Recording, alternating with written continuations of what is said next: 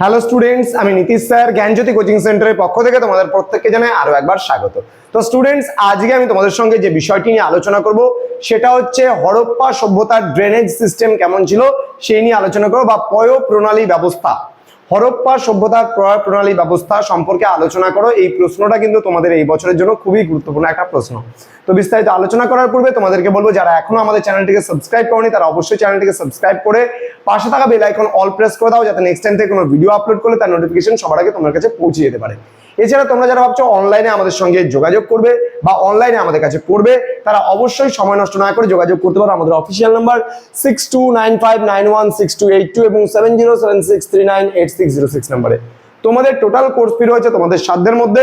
যোগাযোগ করো আমাদের অফিসিয়াল নাম্বার ডিটেলসটা জানার জন্য। চলো শুরু করছি আজকের ক্লাসটা। দেখো, হরপ্পা সভ্যতার নগর পরিকল্পনার আমরা বেশ কিছু বৈশিষ্ট্য কিন্তু আমাদের চোখে পড়ে।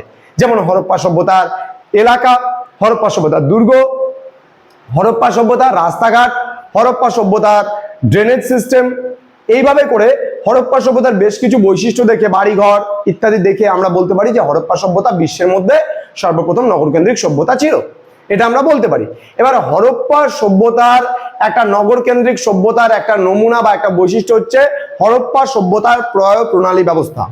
এবার হরপ্পা সভ্যতার যে ড্রেনেজ সিস্টেম বা নর্দমা ব্যবস্থা যে ছিল বা প্রয় প্রণালী ব্যবস্থা যে ছিল, সেটা বিশ্বের যে কোনো সভ্যতার সঙ্গে তুলনা করা চলে। এত উন্নত মানের হরপ্পা সভ্যতার ড্রেনেজ সিস্টেম কিন্তু ছিল।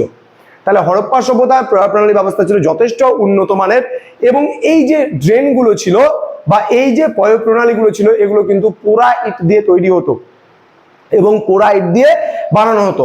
এবার প্রতিটা বাড়ি থেকে কুয়োর জল কি হতো, রাস্তার ধারের যে নর্দমা, সেই নর্দমা বা পয় প্রণালীতে গিয়ে পড়তো, এবং সেই প্রয় প্রণালীর জল আবার গিয়ে রাস্তার বড় মানে তোমার হচ্ছে যে ড্রেন ছিল বা বড় যে মানে তোমার হচ্ছে পয় প্রণালী ছিল, সেই বড় প্রয় প্রণালীতে কিন্তু পড়তো।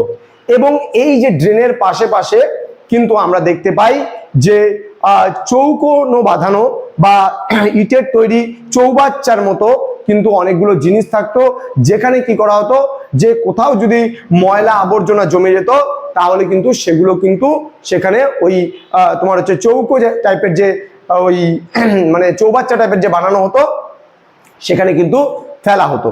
এবার এই হরপ্পা সভ্যতার যে প্রয় প্রণালী ব্যবস্থা ছিল, সেই প্রয় প্রণালী ব্যবস্থা আমরা দেখলে পারে বুঝতে পারি যে হরপ্পার যে নর্দমাগুলো ছিল, সেই নর্দমাগুলোতে কিন্তু প্রতিনিয়ত সেগুলোকে পরিষ্কারের ব্যবস্থা করা হতো, এবং সেই যে রাস্তায় ম্যানহোল এবং ডাস্টবিনের ব্যবস্থাও কিন্তু ছিল, এবং সেই ম্যানহোলগুলোতে নামার জন্য সিঁড়ির ব্যবস্থা ছিল। তাহলে সিঁড়িতে দেখে অনুমান করা যায় যে এখানে কিন্তু এগুলো প্রতিনিয়ত মানে তোমার হচ্ছে পরিষ্কার করা চলতো। এবার একজন বিশিষ্ট ঐতিহাসিক ছিলেন যার নাম ছিল A.L. বাসাম। অধ্যাপক A.L. বাসাম একটা বই লিখেছিল, the wonder that was India. The wonder that was India বইটিতে তিনি যে কথাটা বলেছেন সেটা বলেছেন যে সম্ভবত পৌরসভা এই উন্নত মানের জলনিকাশি ব্যবস্থা পরিচিত ছিল। হরপ্পা সভ্যতা একটা পৌর এলাকা ছিল বলা চলে, এবং এই পৌর এলাকা থাকার জন্যই এত উন্নত মানের ড্রেনেজ ব্যবস্থা কিন্তু তিনি এখানে বলেছেন যে এই কারণেই কিন্তু এখানে এত উন্নত মানের ড্রেনেজ ব্যবস্থা কিন্তু ছিল হরপ্পা সভ্যতায়। এবং অপর একজন ঐতিহাসিক ডি.ডি. কৌশাম্বী তিনি কি বলেছেন যে হরপ্পার প্রয় প্রণালী ব্যবস্থা এত উন্নত ছিল যে এই কারণে হরপ্পা সভ্যতাকে মেসোপটেমিয়া সভ্যতা থেকে পৃথক বলা চলে। তাহলে হরপ্পা সভ্যতা এবং মেসোপটেমিয়া সভ্যতা দুটো সমসাময়িক সভ্যতা ছিল। একমাত্র এখানকার ড্রেনেজ সিস্টেম, যে হরপ্পা সভ্যতা যে ড্রেনেজ সিস্টেম ছিল, সেই ড্রেনেজ সিস্টেম দেখেই কিন্তু হরপ্পা সভ্যতা আর মেসোপটেমিয়া সভ্যতাকে পৃথক বলে মনে করেছেন বেশ কিছু ঐতিহাসিক।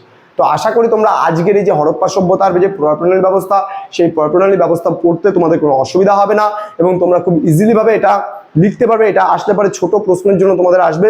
আমি তোমাদের বলেছিলাম যে সবার প্রথমে আমি ছোট প্রশ্নগুলোকে তোমাদের পড়াবো, এবং তারপরে কিন্তু ধাপে ধাপে আমি তোমাদের বড় প্রশ্ন দিয়ে কিন্তু এগিয়ে যাব। তো স্টুডেন্টস, দেখা হচ্ছে খুব তাড়াতাড়ি পরবর্তী একটা নতুন ক্লাস নিয়ে।